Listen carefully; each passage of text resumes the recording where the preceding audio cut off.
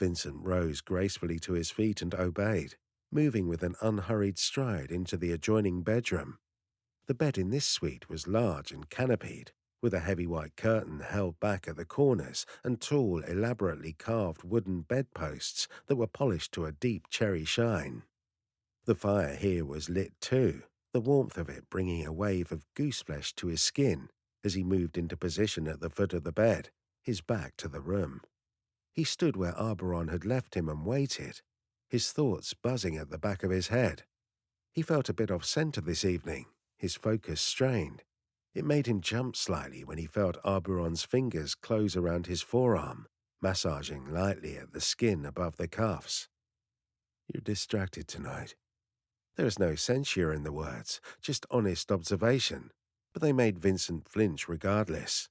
He bit hard on his lower lip as Arboron's fingers moved over the cuffs that bound him, undoing the small metal clasp to separate them, so his arms could fall loosely down at his sides.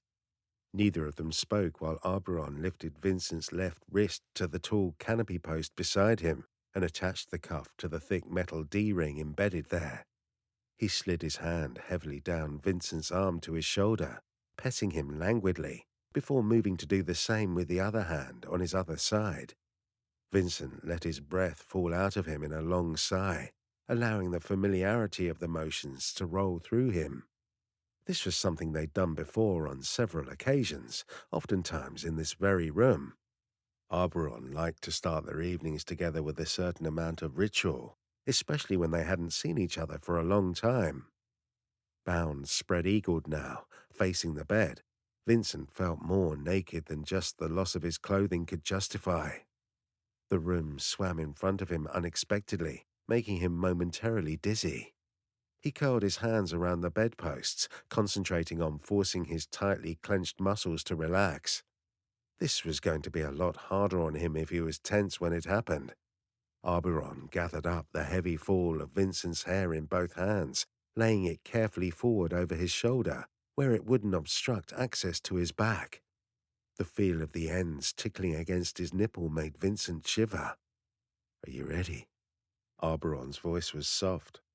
Vincent drew in a deep breath and then let it out slowly, tightening his hands around the bedposts. "I'm ready." The first strike of the whip against his back made him bite back a sharp cry, more from surprise than at the pain of it. It was the cat this time, the one with the braided tails. Arboron wasn't wasting any time this evening. "Good?" Arboron asked, touching his bowed head lightly. Vincent squeezed his good eyes shut and nodded. "Yes," he whispered. "Yes." "Yes, more please." The next blow struck the other side of his back, slashing like claws across the shoulder blade.